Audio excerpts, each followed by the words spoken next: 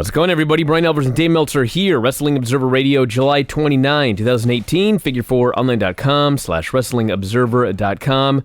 We just finished a show last night talking about Brickhouse Brown and how he had passed away and come back. Woke up this morning, he has passed away again. Brickhouse Brown, Nikolai Volkoff, and Brian Lawler, all passing away.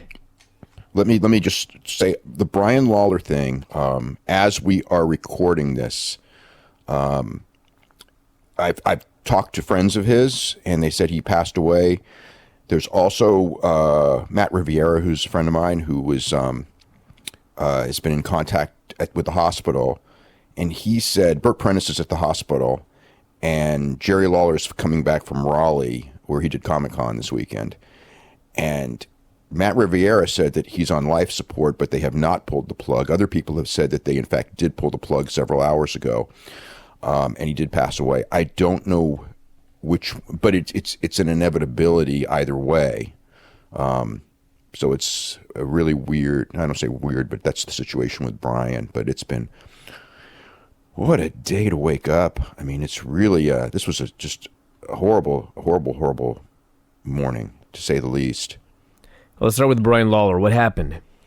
So Brian, okay, so if you guys remember, there's a story a couple weeks ago when Brian was running from the cops. He had his third DUI, and he was taken into prison on $40,000 bond. So this was on July the 7th, although I don't think the story got reported for about a week or two later. But he's been in prison ever since for 3 weeks, essentially.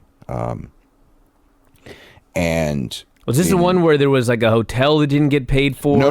That was the one before this. Okay, so this is a different one. This is a different one. This is, there was the hotel. There was the one with the big fight with Chase Stevens, which was a ways back, where he really got beat up terribly. There's just been a lot of, Brian's had a lot of issues with he's had drug problems. He's one of those old school guys with the heavy drug use from the territory days, which, really... ruined a lot of his career, honestly. He was a super talented guy. That's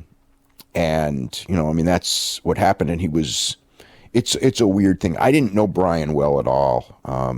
I talked to him a couple times, but it was, and the one time that I remember, it was over different situations, but the one time I remember, this is years and years ago, where he was, I think he was going across the Canadian border, and I don't want to get the story too wrong, but I mean, he was arrested for possession of meth and steroids going across the border, and he was really panicked because of the meth, not the steroids. He just goes, basically he goes, you don't understand, what it's like to be Jerry Lawler's son. It's like Jerry has never drank in his life. He's, which is weird because, Jerry's in this business, that old business, right? I'm not talking about the current business, but the old business with the heavy drug business and the really heavy drinking business. And Jerry never drank, and Jerry never did drugs or anything like that. I mean, that's the truth. I do remember when I first heard that about Jerry Lawler, I was absolutely astounded that anybody could have been in that business at that level and not done anything.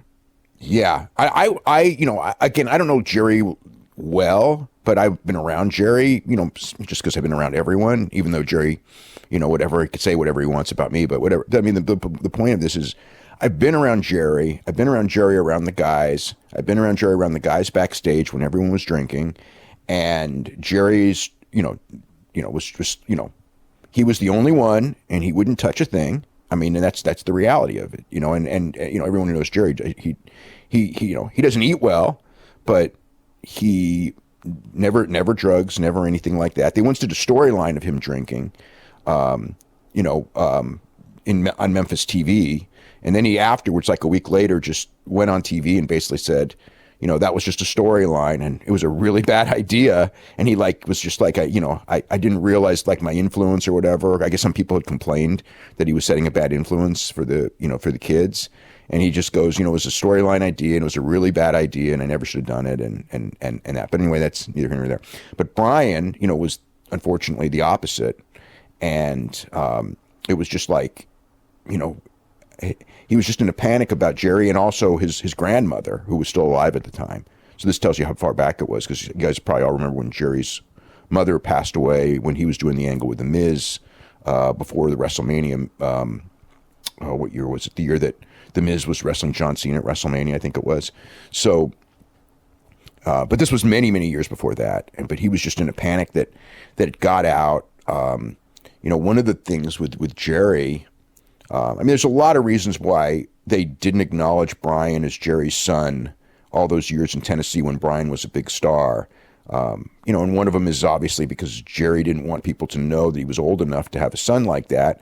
But there was also the fear that Bryan would hurt the Lawler name because he was always getting into trouble. And so Bryan was in prison. He hung himself in prison, I guess last night or today, and was pronounced brain dead and is in the hospital, or what the story is exactly at this moment. I've heard conflicting stories on, but he was pronounced brain dead, a ways back. Several hours back, because I got, texts. When I woke up, I already had texts about it, and I had emails from people to call them and everything. And that's the basic story. Bryan. Let me just see. This is not a wrestling thing. I've been getting texts and calls like all day. It's a crazy day. But Bryan started wrestling when he was 16 years old under a mask. He didn't tell his father he was wrestling. It wasn't until he got decently good at it that he told his father, yes, I've been wrestling. Because Jerry didn't raise him. I think he was raised by his mother. And they had split up. That was Jerry's first wife. And he told Jerry, and then Jerry started him in Memphis as in a tag team, and Bryan outgrew the tag team and was really one of the biggest stars of the territory in the last whatever years of the territory, 6 years or so in the territory, maybe longer. Big stalwart, champion many times, and then he Bryan went to WWE as Master Sexay and everything, and with the Too Cool gimmick. And Bryan had his problems. That's the everywhere he went. That was the bottom line with Bryan. He's always getting into trouble. It was often drug related. One of his best friends. There's a heartbreak of the story in the sense that Jerry and his friends, or one of his best friends, James, were working on rehab, but Bryan was in prison, and there was no, way, as far as getting him out. He was on $40,000 bond, and Jerry was just, has been, doing stuff to get him out of things, and just felt that he needed to learn. It wasn't going to get him out this time, and I can just imagine. Think about that now. Think about that. Jerry's good with grief. He's a unique person. I'll just say that he's a unique person and things like that. But still, could you imagine? You have a kid. Even if the kid goes wrong, you're going to always love your kid. And he did what he thought was the right thing because, he's 46 years old. He should have grown up a long time ago. And you can't keep, bailing him out of his trouble. But, now, he's going to have that. It's just so sad because Bryan couldn't handle it in prison, I guess. Whatever it was, he hung himself today. So, very much another, it's like a Von Erich story. Very much like one. And just, all the similarities, really. That second generation wrestler trying to live up to the name of the father and being real good at it, but also, never, he had, they had a Hall of Fame thing in Memphis at Jerry's Bar and Grill recently, where they put Jerry in, and, Bryan was there and talked about how much he loved his father, how he always wanted to be his father. And, there were so many people. Eddie Gilbert was the same way. These guys grew up watching Jerry. Jerry had so much charisma, and they wanted to be Jerry Lawler. They wanted to be Jerry Lawler so bad, and they ended up being very good. Both he and Eddie were similarly very good wrestlers. But, there's only one Jerry Lawler, and they could never be, and there couldn't be anyway. I mean, because business changed. You couldn't be that guy. Go in there every Monday night and draw 5, 8, 10,000 people every Monday night because you're Jerry Lawler and everyone in the market's watching the TV and you're the hero of the TV and everything like that. I don't know what else to say on that subject. I don't know. I mean, you watched Bryan. I watched Bryan, and he was a good wrestler when he was Grandmaster Sexay. I remember when they really tried to push him in the early days of TNA, and I mean, he was really messed up, and he wasn't good at all at that point. And this is, 15 years ago. And he was still, doing the indies and everything like that. And Jerry had told him many times, look, if you can clean yourself up for a year, I'll get you a job, whether it's a trainer at the Performance Center, which is kind of like what he was hinting or something, but you've got to clean yourself up for a year. And there would be periods where he would get clean to a degree, but it never lasted a year. I know one of his friends told me it was a couple of months, and another friend said that, his version of clean, the wrestler version of clean, is that, he was on methadone and things like that, which is not really, it's not my version, probably your version of clean, but it's, I guess, the wrestler version of clean, if you know what I'm saying.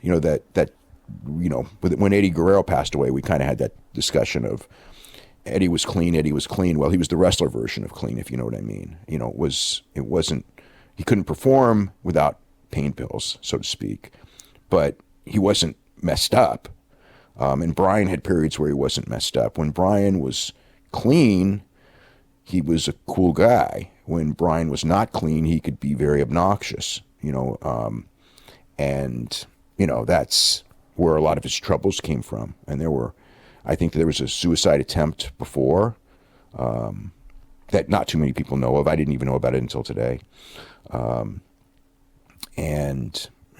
Like recently or years ago? Let me see if I actually have 3 or 4 years ago. 3 or 4 years ago. 3 or 4 years ago, yeah. Anything new on Brickhouse? Brickhouse passed away at 9:25 this morning, which is funny because nobody had told me about Brickhouse. And I was on the phone with friend Brian Trammell, and who had told me to call, which was about Brian Lawler. And I asked him, I go, so what do you hear about Brickhouse? And he goes, oh, he just died. And it's like, we just talked about him last night, the whole story. And then I called Brian Blair, and, Brian's very close to Brickhouse. And Brian confirmed to me about Brickhouse. And, it was inevitable. He was in, he lasted, I guess it was, 9 days since the first incident. So this is what happened with the first incident, because I didn't have all the details last night. The nurse, he was in hospice care, and he was going to, they expected him not to last another week. The cancer had spread everywhere. It was horrible, horrible, horrible. Which, by the way, the story is he had, was it colon cancer? He had prostate cancer. And prostate cancer, stage 2, is not that bad. I mean, it's, no cancer is good. But it's very treatable. It's treatable. Brett had that, I think. Brett may have had stage 1 because Brett they got early. And, because Brett was, it's surgery and all that, but Brett was as fine as you're going to be in that situation, Bret Hart. And I have, one of my friends, who's my age, has it, and he's not even concerned. He hasn't had the surgery. And I was like, get the frickin' surgery. I mean, that's been another thing. It's like, well, it's small and it's not that bad. It's just get it taken care of as quick as possible. If I ever have something like that, man, it's like next day. I mean, a lot of people get prostate cancer. It's not that unusual, and it's not the most deadly form. But he, unfortunately for him, he had no insurance. He had no money. So they treated him with painkillers as opposed to surgery, radiation, and all that. And because of that, and Brian Blair is really heartbroken because, Brian and Brickhouse Brown are friends now. They did not know each other. They were just never in the same territory, or if they were, it was brief and fleeting. But Brian Blair didn't know Brickhouse until probably like the last year, as far as like really know him. It's not like Terry Funk, who knew him forever and everything like that. But Rocky Johnson had told Brian that, Brickhouse Brown has cancer and he has no money. And Brian's the head of the Cauliflower Alley Club. And it's like, can you guys donate money? And Brian checked into it, and then they, at that point, they started paying for his chemo and things like that. But it was too late. They had pretty much gotten the word that he had 6 months left to live by the time they started giving him money so he wouldn't get kicked out of his house, and for medical treatment and other different things. That's one of the things that the money from the Cauliflower Alley Club for the banquet and things like that, people want to know what happens, and it's usually very quiet. They don't tell you. Sometimes they do tell you because of the feeling that people are going like, where's all this money going? And but with Brian, it's pretty open book as far as like the stuff. I mean, it was it's guys who are down and out with, so they were helping him through this thing. And on the 20th, Brickhouse's mother called, and Brickhouse had just passed away. The nurse came in. He was out. He was, he flatlined. They were calling, the priest came. They were calling the coroner. I don't know the amount of time it was between when he died and when he woke up. Brian didn't know that either. But he was out for a while. His mother stayed in the room. She was just exhausted being with him, and she fell asleep. And then as she's sleeping, Brian, she hears this voice, and it's Brickhouse, or Frederick, it's his real name, obviously not Brickhouse, but Frederick is going, "Mom, I'm hungry." And she thinks she's dreaming, having a hallucination. And it gets louder, "Mom, I'm hungry. Mom." And she is asleep, but she's hearing this. And it's like, Mom, wake up, wake up. She wakes up. He's took the sheet, they put the sheet over his head in the bed. He had taken the sheet off when he revived himself somehow, and said that, she starts screaming. Everyone comes in, and he's alive, and he lived 9 more days. But I mean, it was terminal and all that. I mean, it was an inevitability. The cancer was horrible. So that's the story. Matt Riviera, and I think he went Friday. It might have been yesterday, but I think it was Friday. He went and saw Brickhouse, and they had a long conversation. And I don't know the details of it past they discussed in detail that time period. And Brian told me, Brian Blair, this type of a thing is all new to me. And I've unfortunately written about, this type of stuff for, way too much. But I guess there are stories about people who have this. And have you ever heard the stories about people who had death experiences and then come back? Oh, yeah. Yeah. I mean, he was discussing, death experiences. And Buddy Colt had one of those. And Brian was very close friends with Buddy Colt. And Brian told me about Buddy Colt because he didn't really know about Brickhouses in detail. But Matt, who hopefully I'll talk to in the next day or so, he had that discussion with him just before he died.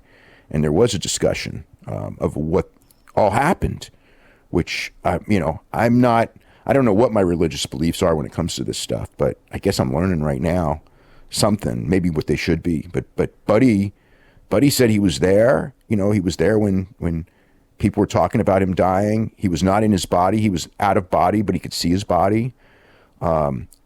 So I this is weird stuff to me. I know everyone, it's very uncomfortable stuff, but Brick really died for a while. I mean, that really happened.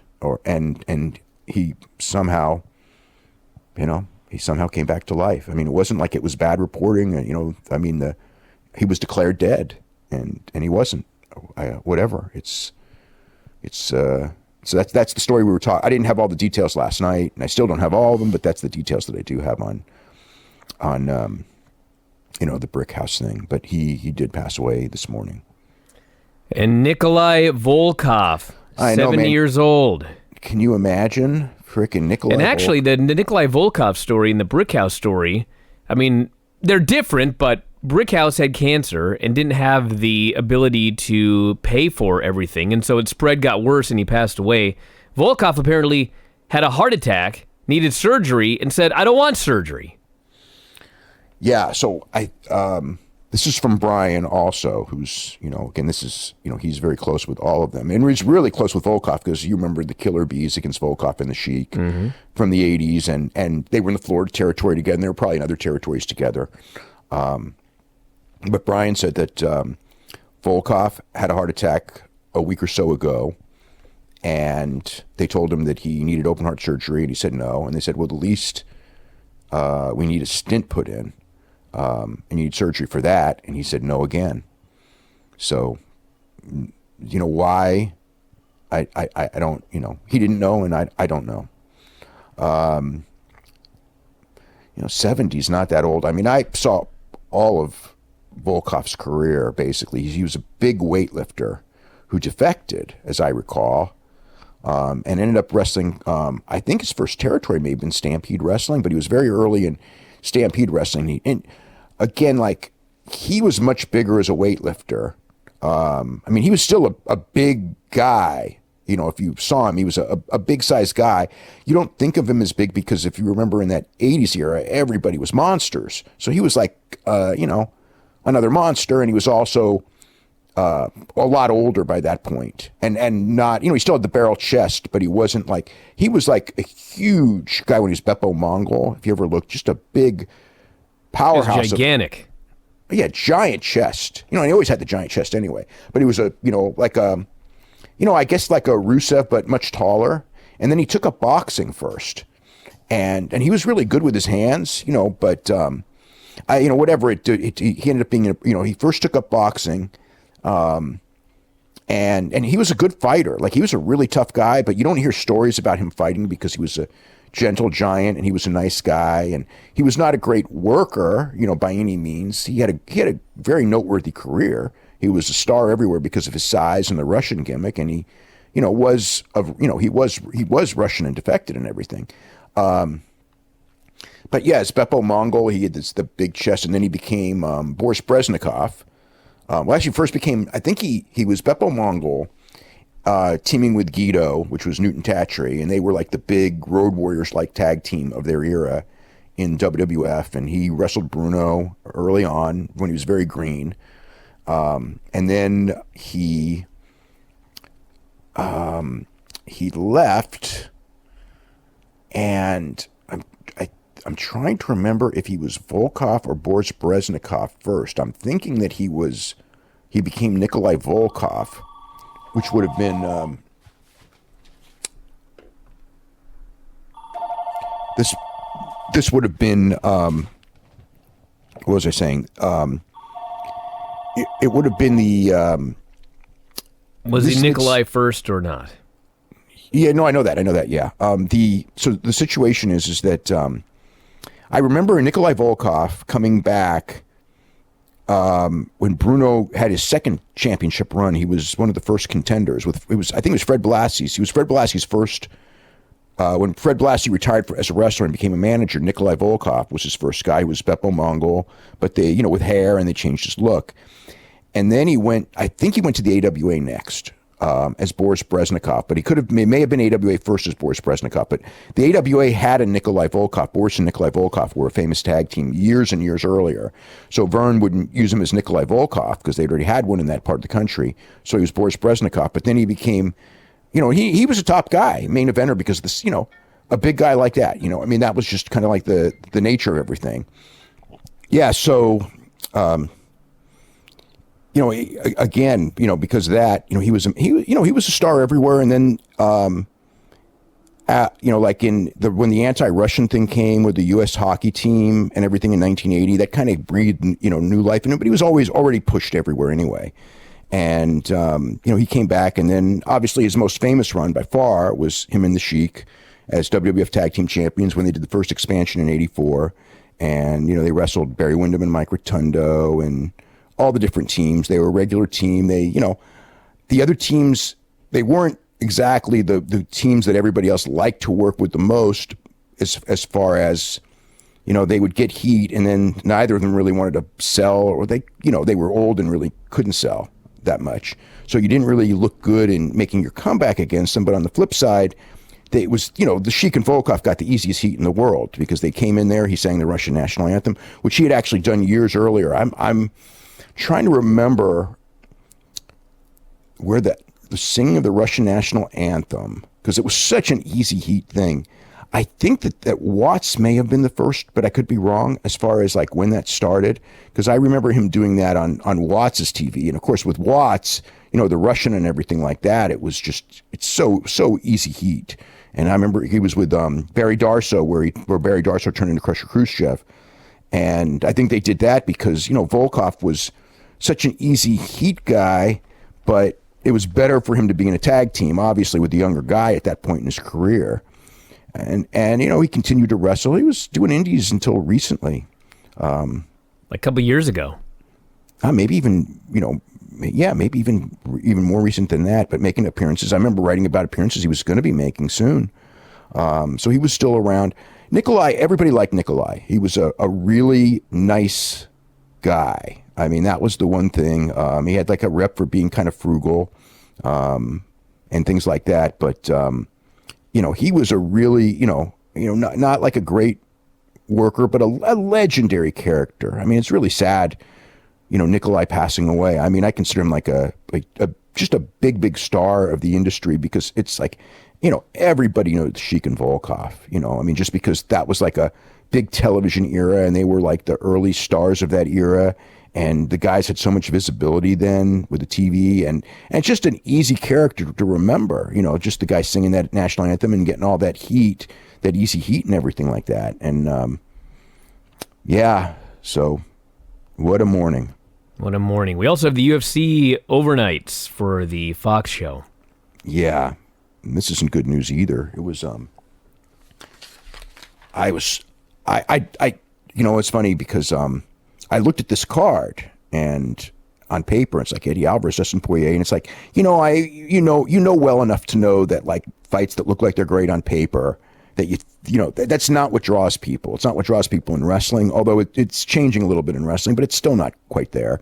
And in fighting, and everything, but still you had Eddie Alvarez, who's, been a big star for years and years. You got Aldo, who's one of the greatest fighters in the history of this sport. And I think because of the loss to Conor McGregor, people kind of forget that. And then Holloway, who's just younger, and I don't think people realize how great Max Holloway is sometimes either, who's just a fantastic fighter.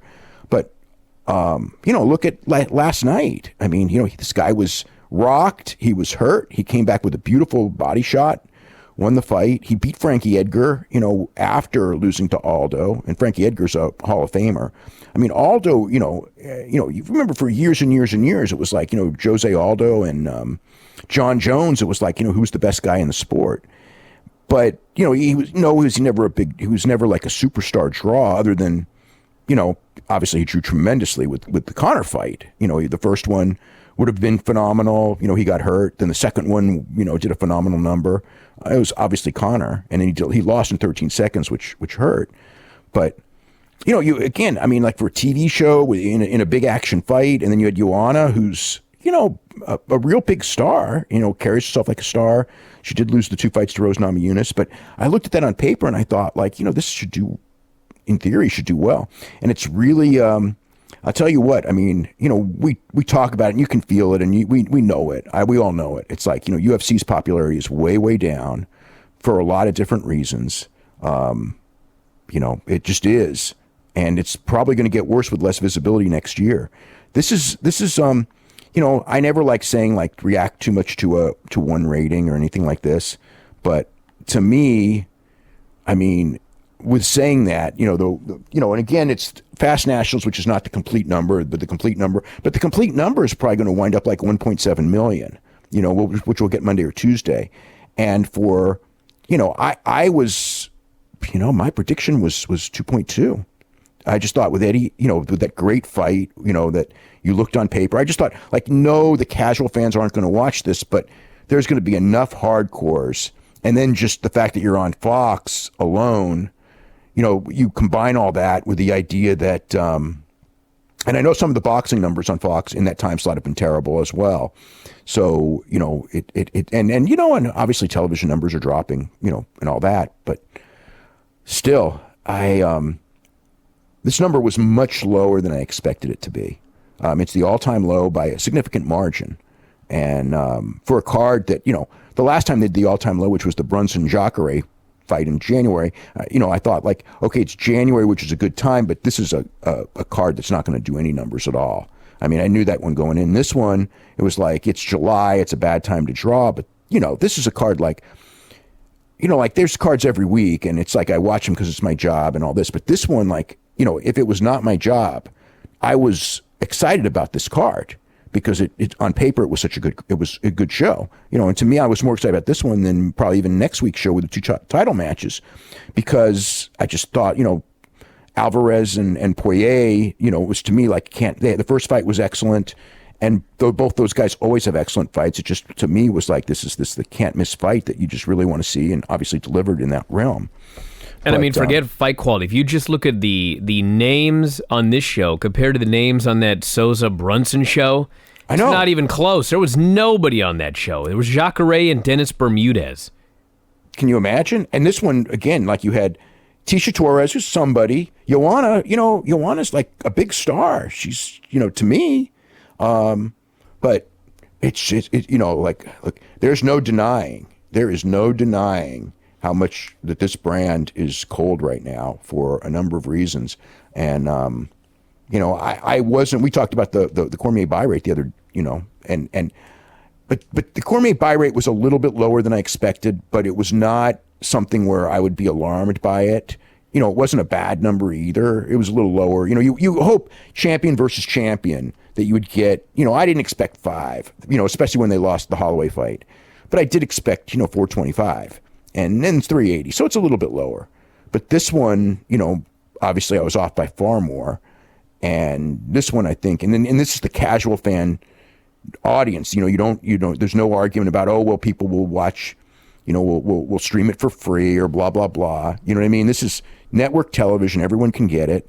And the reality is that the interest in UFC, it really is. The interest in UFC is very, very cold. This is not a good sign. I mean, they're fine financially and everything like that. It's like WWE.